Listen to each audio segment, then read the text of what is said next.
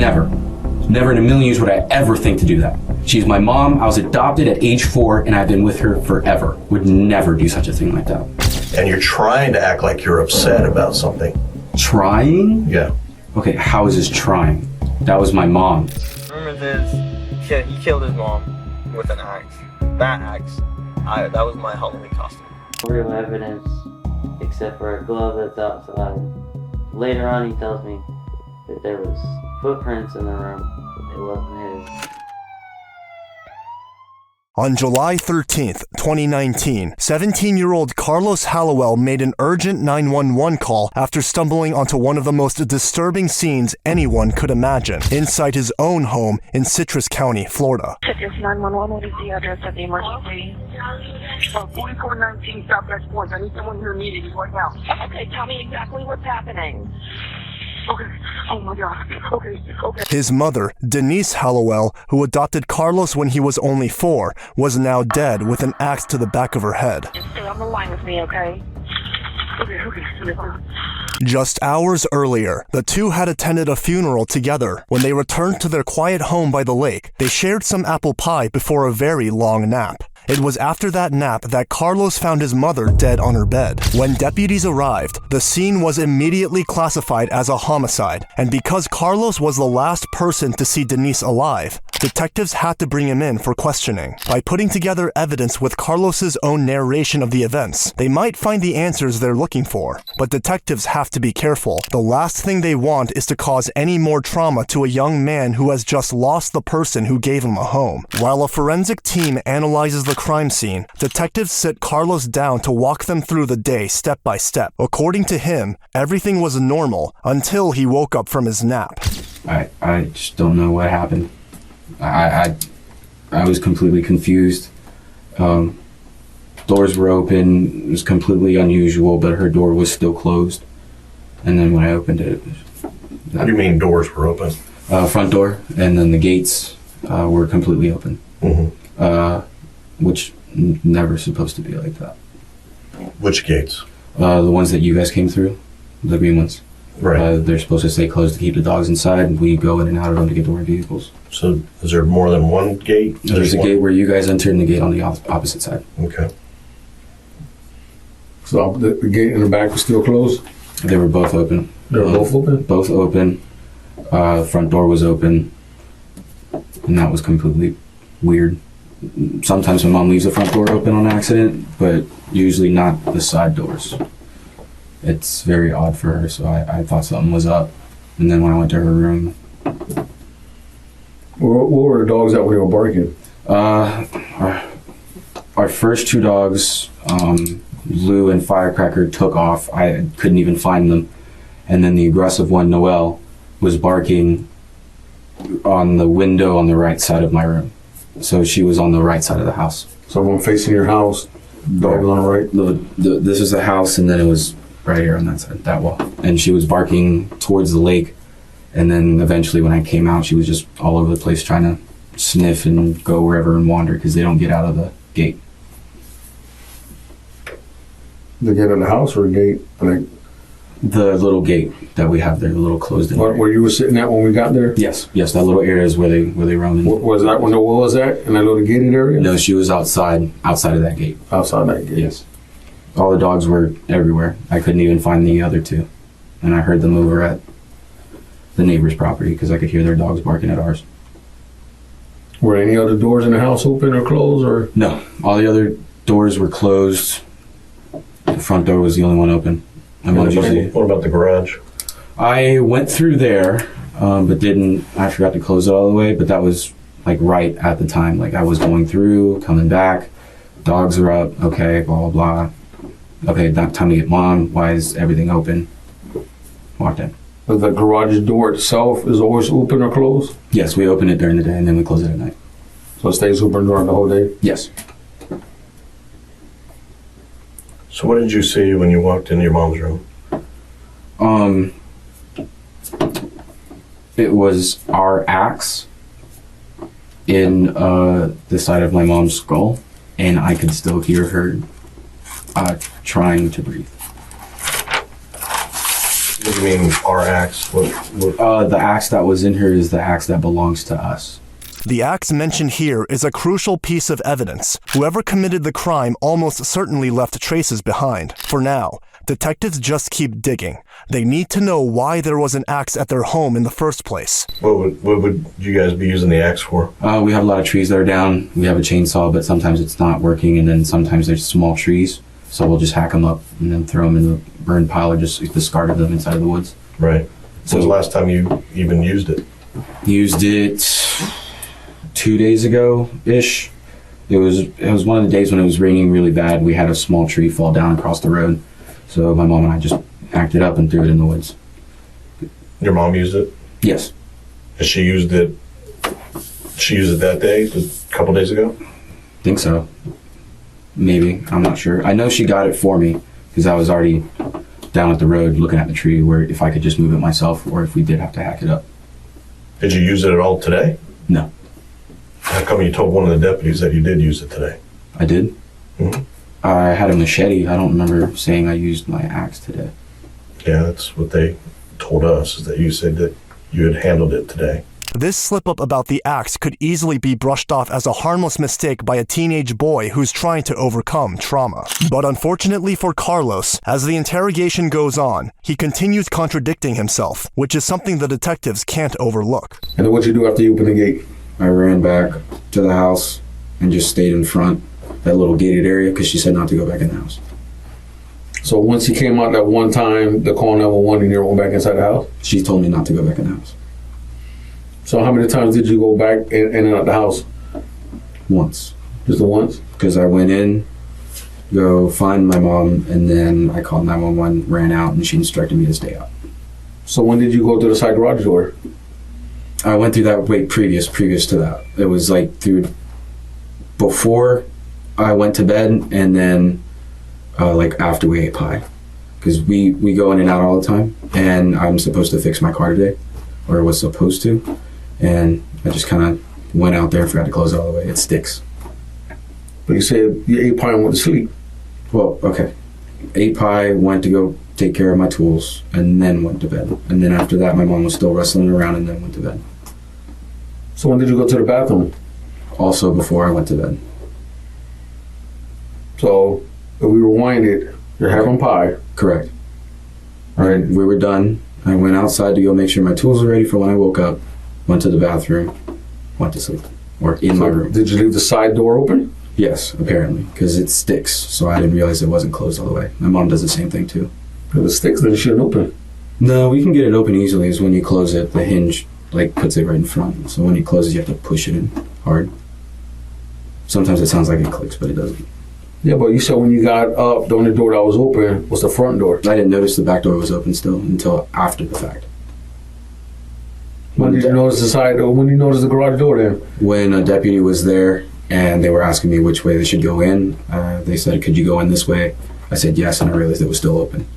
Because I didn't go through the garage after I fell asleep, or any time after that. I only went through before I went to bed.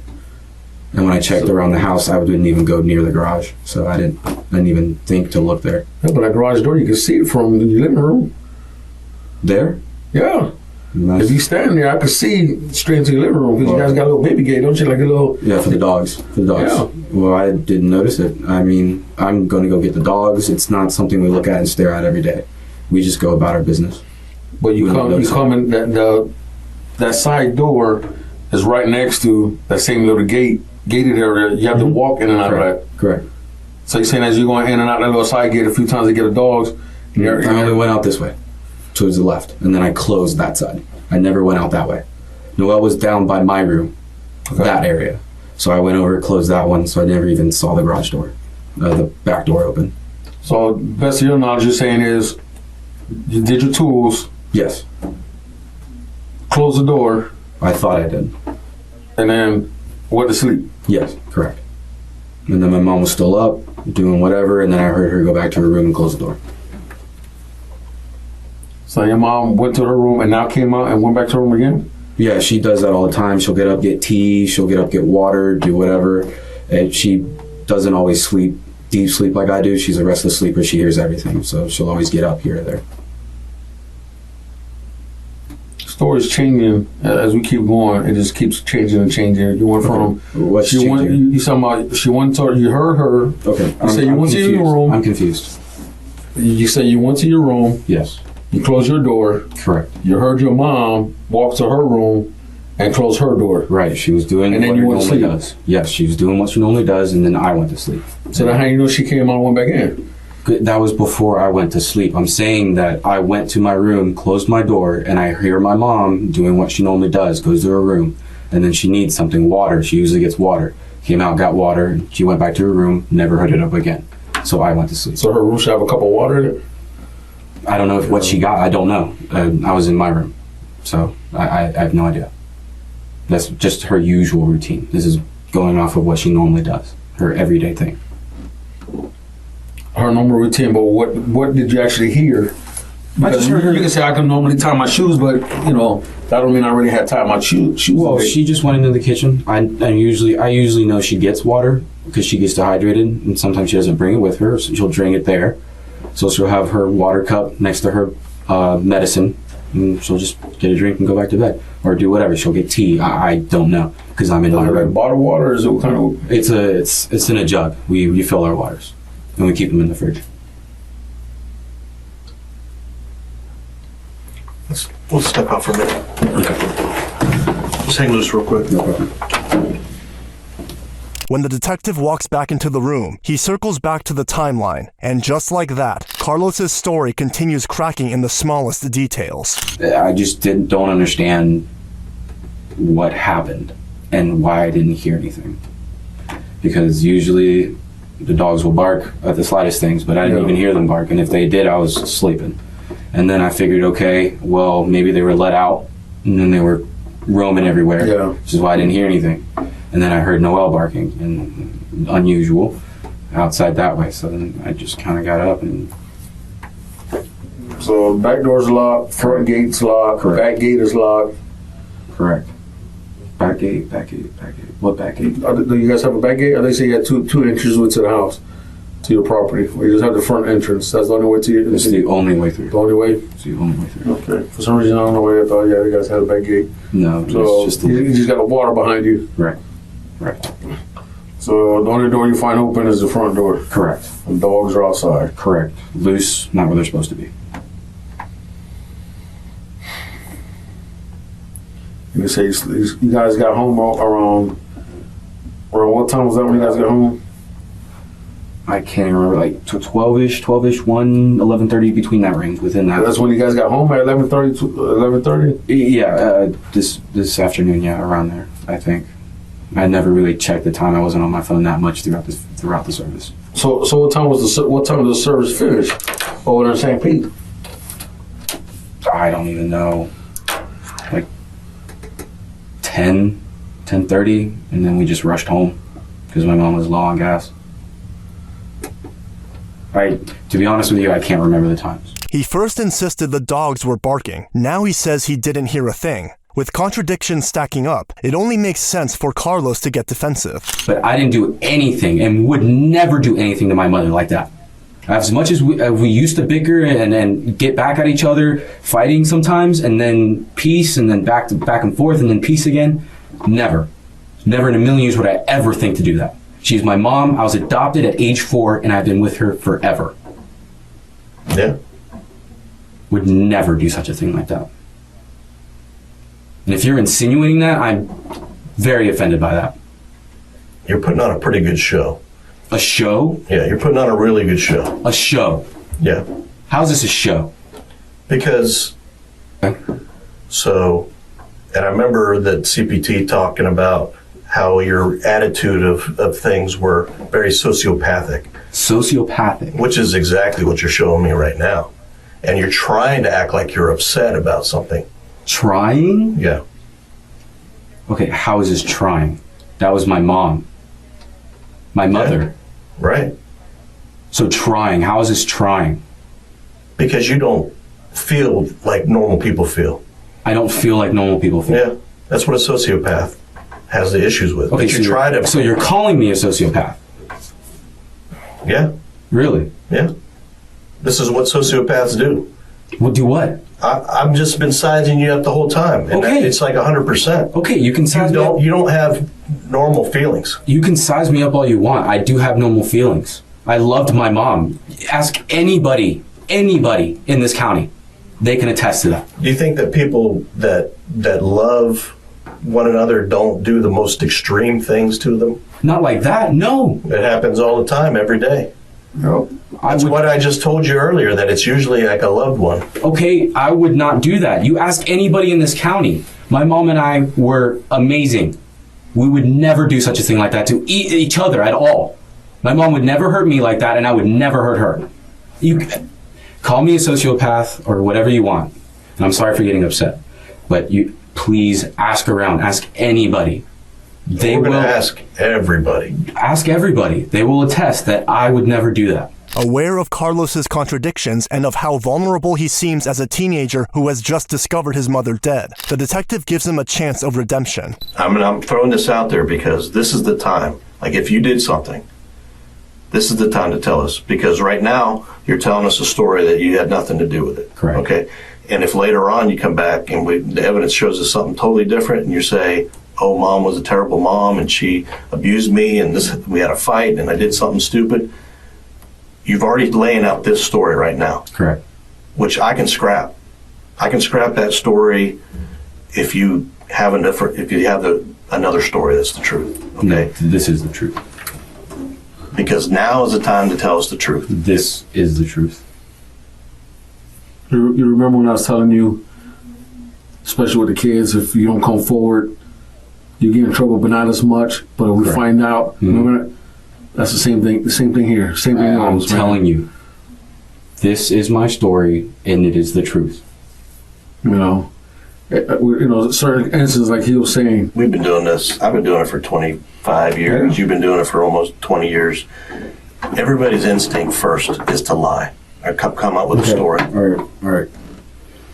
I did not do that to my mom, but she hasn't always been the best mom. But I would never go to that extreme, ever. And that's exactly what I just finished saying, dude. Right. You know what I mean? But this was not me. I can tell you that I would never hurt my mom like that, because no matter how much, I still loved her very much. Yet Carlos insists he's innocent, leaving detectives with no choice but to wrap up this phase of the interrogation. I understand. Like I said, I could. What else can you tell me about the whole scenario, man? That's it. It's the only part I didn't really bring out to you guys. So besides that, you've been straight up everything else, man? Yes. No other secrets lingering? No. Everything's out now. Let me go ahead and take that phone call. Just hang tight. We'll get somebody in here.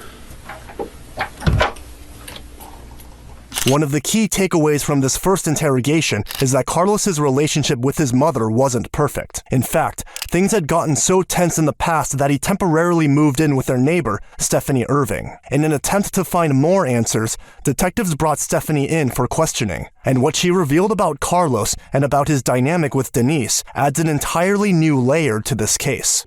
So when he lived with us the first time, he had just overdosed. Tried to commit suicide again. So he was in the hospital, and when he was discharged on medicine for bipolar disorder.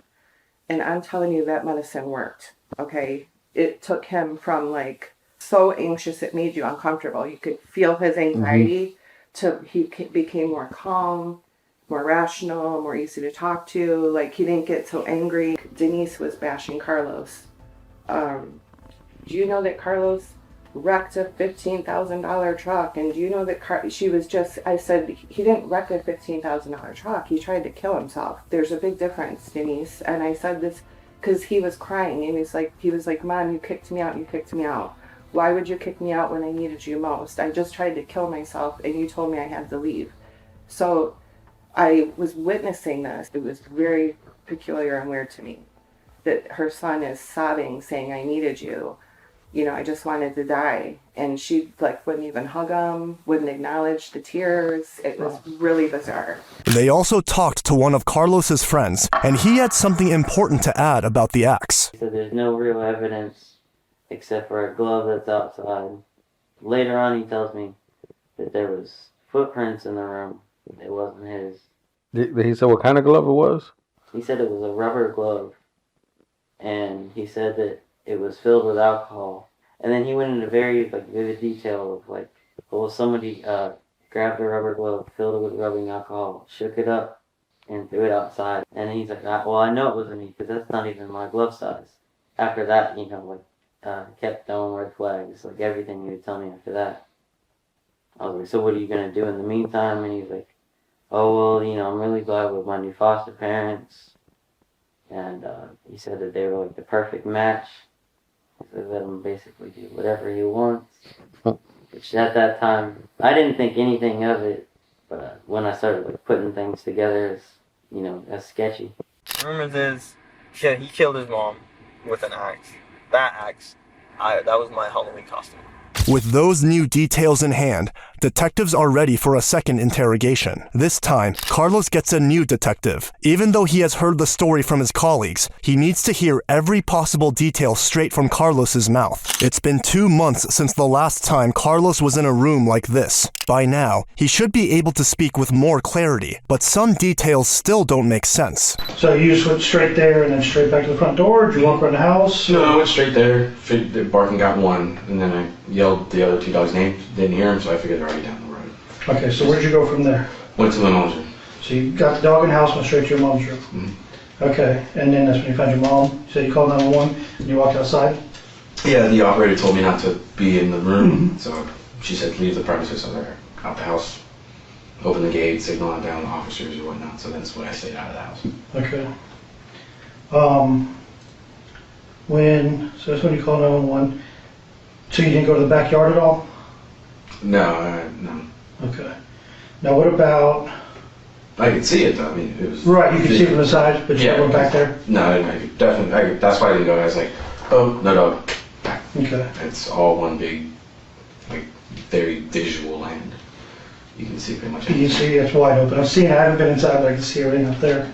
All right, so everything, you never went to the backyard at all. You just went inside, seen your mom. Your phone was already on you at that point? Yeah, like always, it's usually on me. Okay, and then you walked outside and called 911. I called when I was there. I was in the room when I called. Okay. Yeah.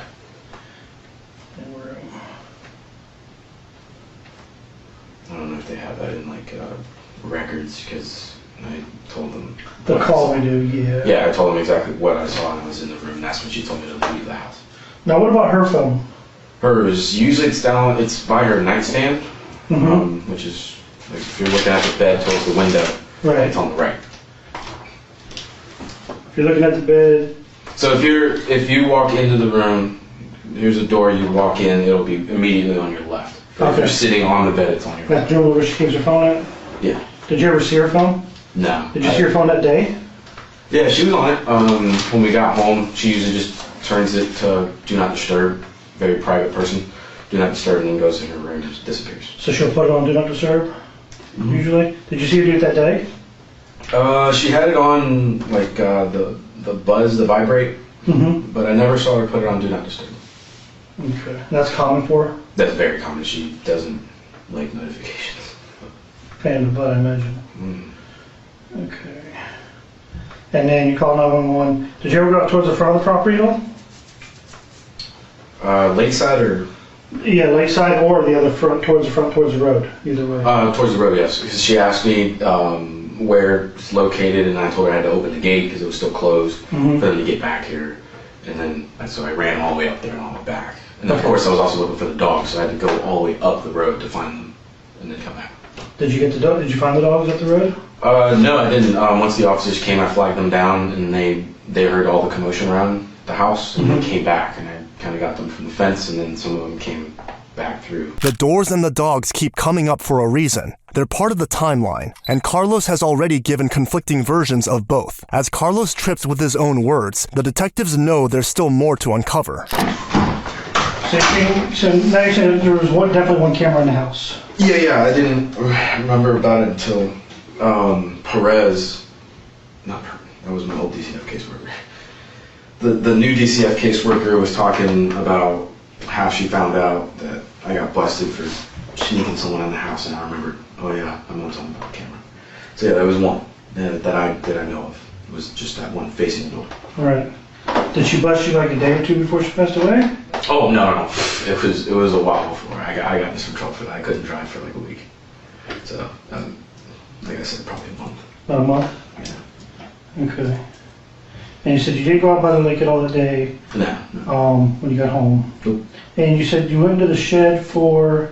Just to make sure all my tools were set and ready, so we don't have anything. Like if the chainsaw was broken, I can't use a chainsaw, can't do the work today. I was just making sure everything was all set and ready to go. Were you all supposed to do anything that afternoon? We were gonna try, but depending on the naps, it's kind of like. What, we're trying to get done? Yeah. Okay. With statements from other witnesses already on record, anything Carlos says now could expose him as a terrible liar. Who all had been at your house earlier that week? No one. No one? I don't think Ron and Judy came over. No one comes to the house. How about your friends? No, I went Sneak out. anybody over that week? No, I walked it. That was like kind of like, I only sneaked in 2 people. Who were they? My entire time. It was Bryceland Dempsey, the girl I got caught with, and then Mackenzie McCarter, which I didn't sneak her in. I asked my mom if she could come and sleep at the house because she was drunk and I didn't want her driving. Your mom knew she was coming over? No, I just kind of showed up with her and I was like, listen mom, she's drunk, I don't want her driving, so I kind of drove her here, left my car at the party. She's like, okay, well you need to take her back, you need to take her home and then figure out what to do from there, sleep at her house or something because you didn't warn me ahead of time. Okay. So that's what actually happened. So Bryceland, Yeah. as you know, I've talked to pretty much everybody. Yeah. And I think Bryson said she was over there like a day or two before. She was over there like a night or two before your mom passed away. That might have been when we were all coming from, I think it was Max Martin's party. And there was, oh no, it wasn't Max's. We were hanging out with me. It was me, Bryceland, me, Bryceland, Carol, and Mackenzie McCarter, I think. I'm not exactly sure because I think that's when we were all hanging out together. But they weren't sneaking in. That was just when we showed up at the house and I was like, hey mom, I need some stuff. Gotta go back out. I don't exactly remember what happened the whole night, but I do remember going to the house once to get my stuff. All right. And you know we have your cell phone. We did a full download on that and everything, correct? Yeah. Okay. What do you think we would have found on your cell phone at all? Anything? No. Nothing at all? No. Maybe a couple things that I vented to some friends about my mom and I having arguments, but nothing that resolves to that case. Okay. And then Bryson, like I said, she was pretty sure she was there like a night or two before, like Thursday night. Might have been. I don't exactly remember the times with that. No, like a night or two before your mom passed away. Yeah, I'm not exactly sure what times, like which day specifically, because I'm usually hanging out with a group of friends. Were you and Bryson ever mess around at all? Like, what do you mean? Sexually, did y'all ever mess around sexually at all? We kissed once, Okay. that's it. I don't care if you did, I just Yeah, no. trying to get relationship status because you're No. Bryson over like late in the middle of late Yeah, night. no, Bryceland was over. She wanted to hang out because it was my girlfriend's birthday that day. And she and I hung out and we did stuff and whatnot. I took her home and I was already out. Bryson was like, hey, can I come over, have a couple drinks? I gotta ride back, blah, blah, blah. I was like, okay, sure, why not? And snuck her in. Watched the movie, had a good time, played some card games, I think. I don't really remember. And then took her home. Is that when your mom caught you sneaking somebody in at that time? That's when she caught me on the camera. She told me the next day she got It would have been Thursday to Friday. That wasn't the day when she busted me. That was way before. I think what she was talking about was when I was with a group of friends. No, she said she was over there the night before your mom passed away. Because I talked to her shortly after your mom passed away. A month or two ago. And it was a night or two before she passed away. I seriously don't think so. I don't remember because I know that night before was my girlfriend's birthday, and then I had her over at the AM. So I'm not really sure when that is. I got Bryson on camera at your house. At the night, it was the 13th, not 13th, it was like the 11th or 12th. Okay. I'm trying to recollect my dates, but so Bryson's there is like 4 o'clock in the morning, 3 o'clock in the morning when she leaves. Something like that, yeah, I think that's when we left. Yeah. See, I don't remember. the She exact left. dates. You didn't leave. She left? Mm-hmm. I had to take her somewhere. I had to take her home. That night. Yeah. Okay, they got you going back to your room and her leaving. Oh, I took her home. Then we going back out again. I definitely took her home out of that. Because there's no way she could go home by herself. I picked her up. I thought you said earlier she had a ride home. Huh? I thought you said a few minutes ago she was coming over because she had a ride home. Yeah, but then I ended up taking her home. And I went to a friend's house, Anne Regenicki. I don't know if you guys, but I bought her out and make chicken that night as well, early in the morning. She was pretty drunk and just wanted to make chicken. I was already out, so I went through the drive-thru, bought one. It might be on my debit card record. Okay. I don't know if I used my card in cash. Despite trying to hold on to his version of events, the camera data is impossible to dismiss. All Carlos can do now is act confident. So after you found her, you went out to the front yard and you stayed out there. Correct. That's what the lady on the operating system told me to do. Okay. Go back in the house. And you said you fell asleep about an hour and a half or so? Yeah, an hour and a half. On your phone, there's really no dead time. Your phone's being used almost the entire time. Yeah, it's When you probably, get home. probably stay on. No, I mean somebody physically using it.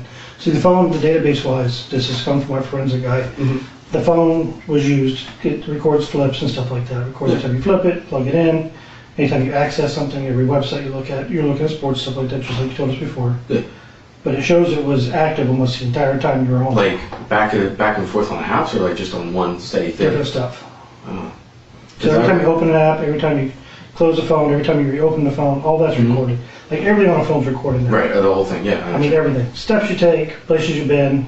That's how when you do a search on Google, it'll show up on Facebook. Right. Because they're linked together. If you're at McDonald's, it'll say, did you like McDonald's even though you didn't say you're at McDonald's? Right. Phone knows you're there. Mm. So it keeps track of everything you've done. It's just phones these days. Right. They're basically walking computers and thing of what you've done, an entire diary of what you've done. Right. Your phone never shows it was ever pretty much dormant for any kind of long period of time. Well, I definitely went to sleep, I'll tell you that. I was out. Right. And you said you never woke back up until your dog's barking. Yeah, as soon as the dogs barked, that's when I woke up. And that's when I started moving back around. And then the house was, the front door was open Yeah, front door was already cracked. and the gates were open. Okay. And then your mom phone, when you found her, she was missing. It was missing. Correct, it wasn't there. Okay. On your phone itself, it also tracks your GPS locations. So I can track your entire track around your yard. Like movement? Yes, everything. So, I mean, some of the stuff you told me is true, and some of the stuff not so true. Like, what's up? Like where all you went while you were on the phone. Because you were on the phone with 911 for a few minutes, correct? I think, yeah. Okay. So it tracks everywhere you went the entire time you were on the phone and the entire time when you weren't on the phone. Right. So as you said, you carry the phone with you everywhere, just like typical. Pretty much all young people these days don't leave without it. So yeah, I remember. Yeah. So it tracks everywhere you went. It says you were down by the lake area. For when?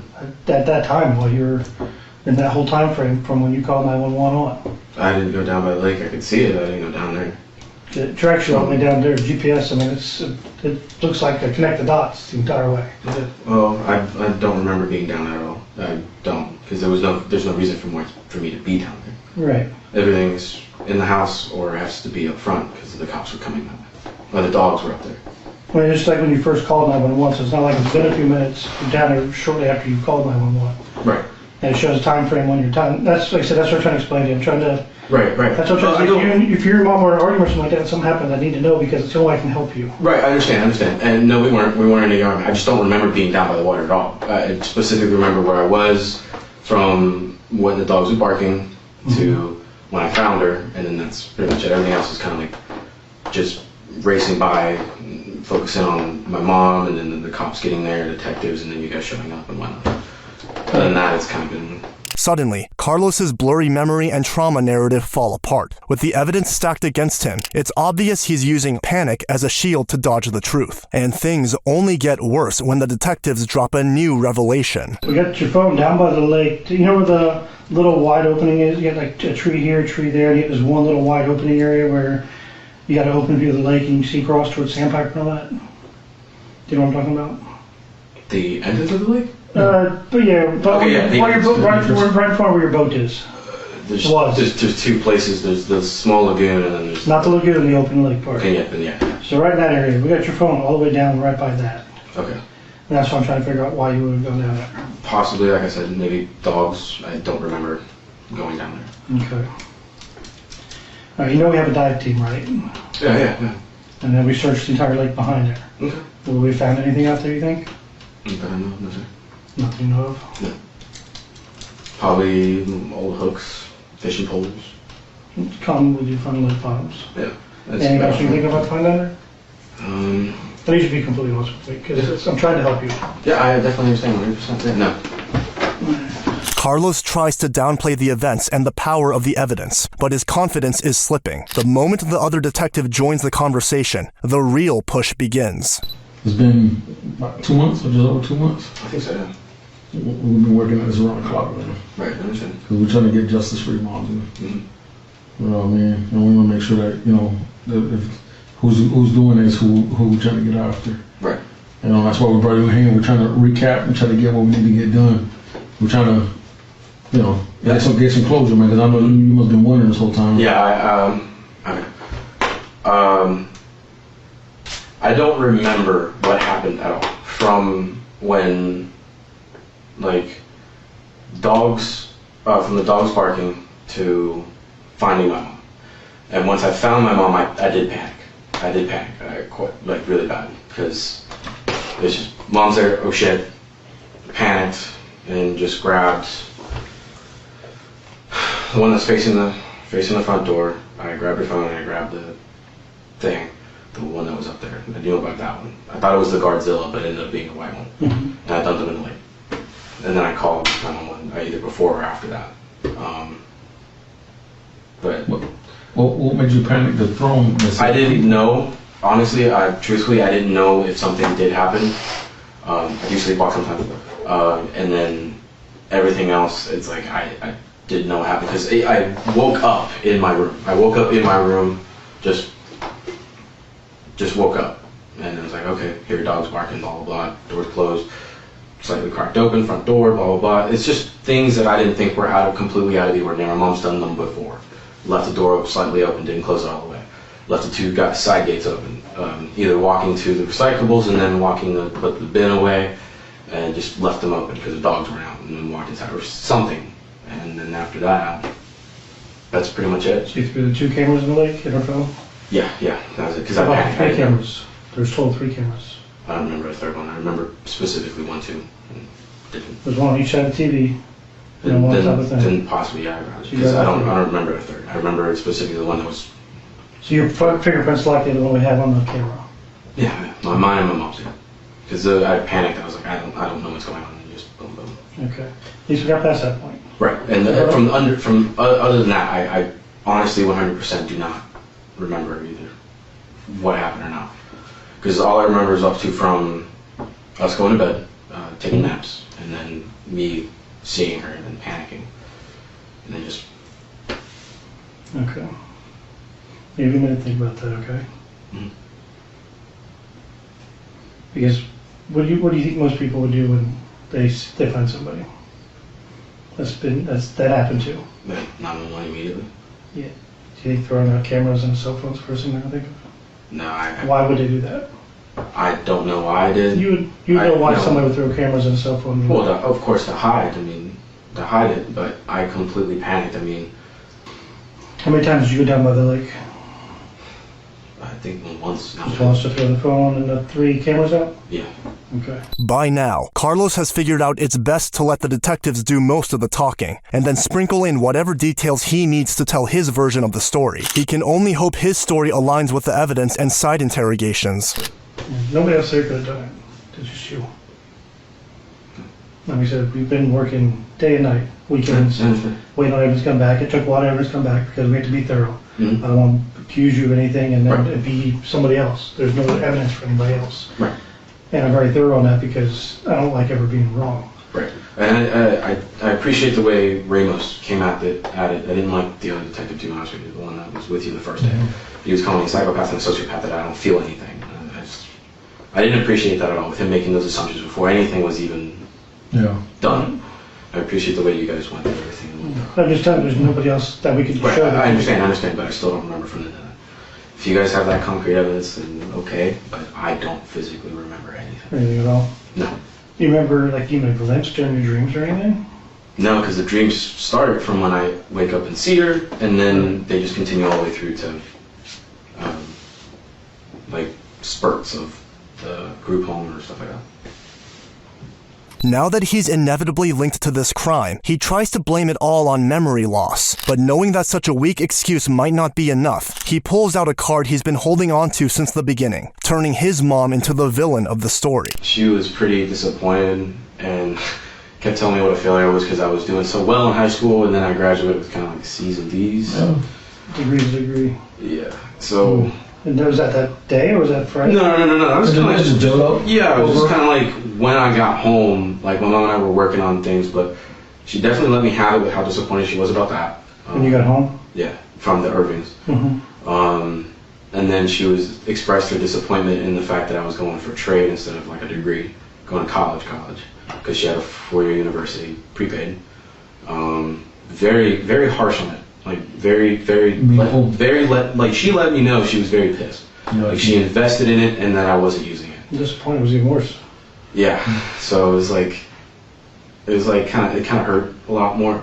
Oh yeah. Even though, because she told me trade is not a bad thing, because she used to be a vet tech, which is a trade. It's not. So I was like, okay, well, then I'm gonna do welding. I mean, I can make good money off of it. Beginning. That's earlier. Yeah. So it's like she's like, well, it's a redneck blue collar job. I raised you better than that. I'm disappointed in your grades. That's one money teacher.